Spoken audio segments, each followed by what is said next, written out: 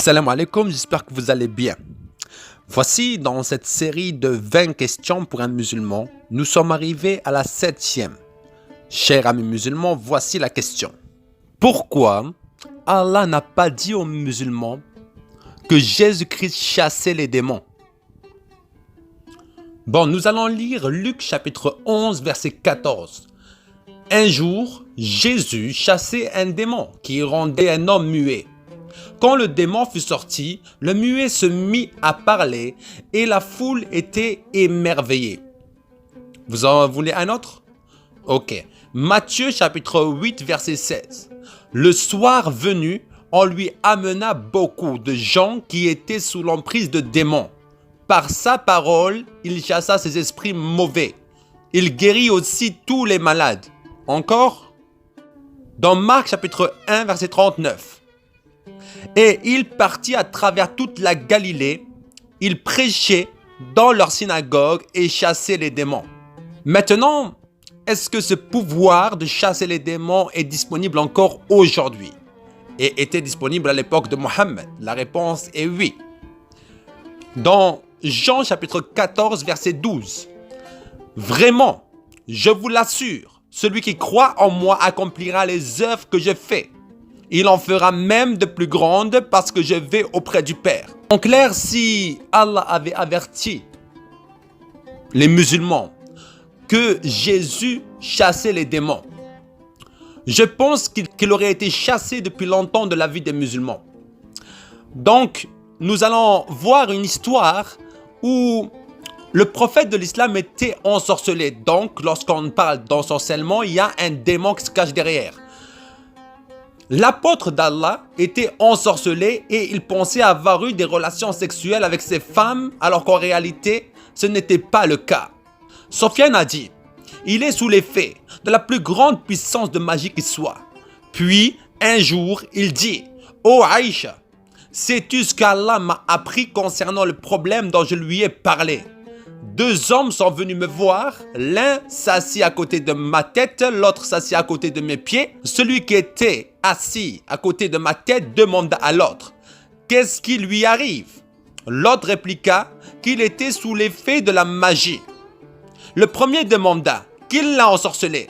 L'autre répondit, Labid bin al-Assam, un homme de Bani Zuraykh. C'est un allié des Juifs et un hypocrite. Le premier demanda, quel matériel a-t-il utilisé? L'autre répondit, un peigne et les cheveux qui y sont accrochés. Le premier demanda, où est ce peigne? L'autre répondit, près d'un dattier, sous une pierre, dans un puits de Darwan. Alors le prophète alla au puits et prit cette chose et dit, c'était le puits qui m'a été montré en rêve. Son eau ressemblait à une infusion de feuilles de henné et les dattiers ressemblaient à des têtes de diable. Le prophète ajouta, cette chose a été enlevée. Je dis au prophète, pourquoi ne te soignes-tu pas avec du nashra? Il dit, Allah m'a maudit. Je n'aime pas que le diable s'introduise parmi mon peuple. Ça c'est dans Sahih Bukhari, volume 9, livre 87, numéro 111. Je vais vous dire une chose, les enfants de Mohammed sont morts en jeune âge de maladie. Pourquoi? Parce qu'ils n'ont pas eu Jésus-Christ. Deuxièmement, Mohammed était possédé. Pourquoi? Parce que Allah lui a caché que Jésus-Christ pouvait guérir ses enfants et chasser les démons qu'il avait. En clair, Allah n'est pas un Dieu, mais je vous laisse deviner qui il est. Voici mes bien-aimés, soyez grandement bénis. N'hésitez pas à partager, à liker et à vous abonner. Surtout, à toi musulman, arrête d'être incrédule et vois la vérité en face.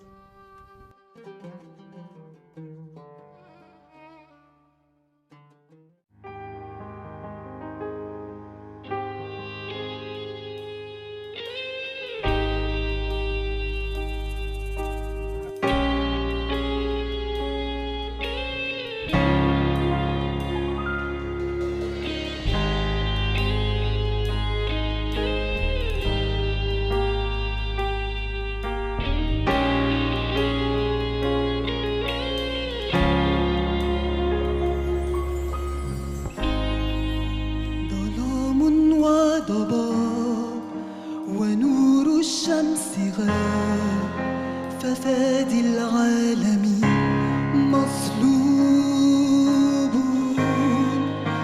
بدمه السكين على عود الصليب، قد حمل عنا ثقل الذنوب.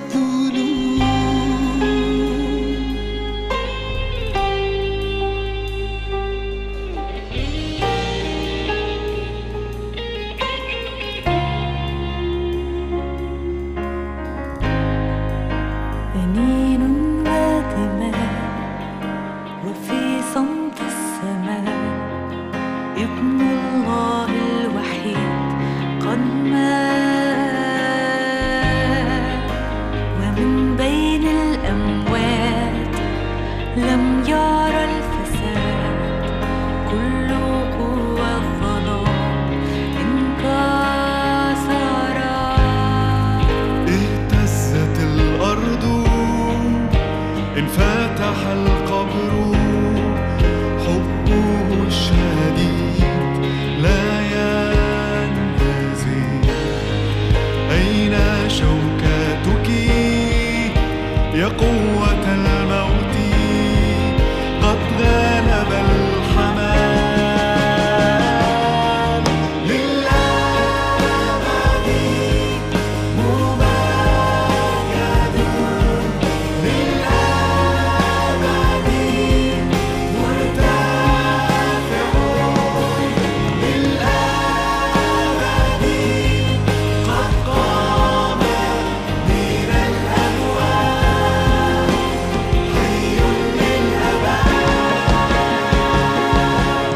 الأموات،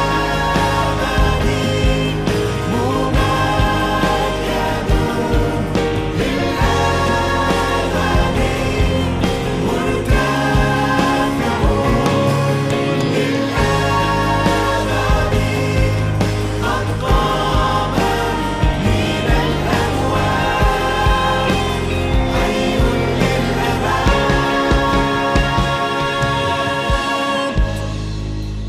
مجداً هللويا، مجداً هللويا، مجداً هللويا، قد غلب الحمام.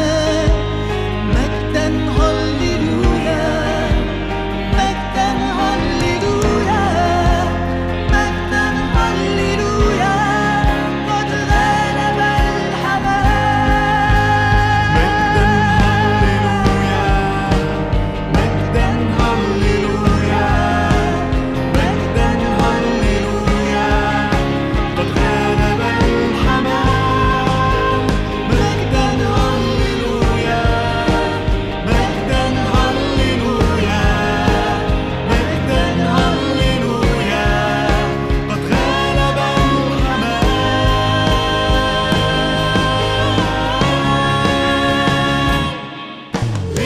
للأبد ممجد، للأبد مرتفع، للأبد قد قام من الأموات، حي للأبد، للأبد ممجد، للأبد مرتفع، للأبد قد قام من الأموات، حي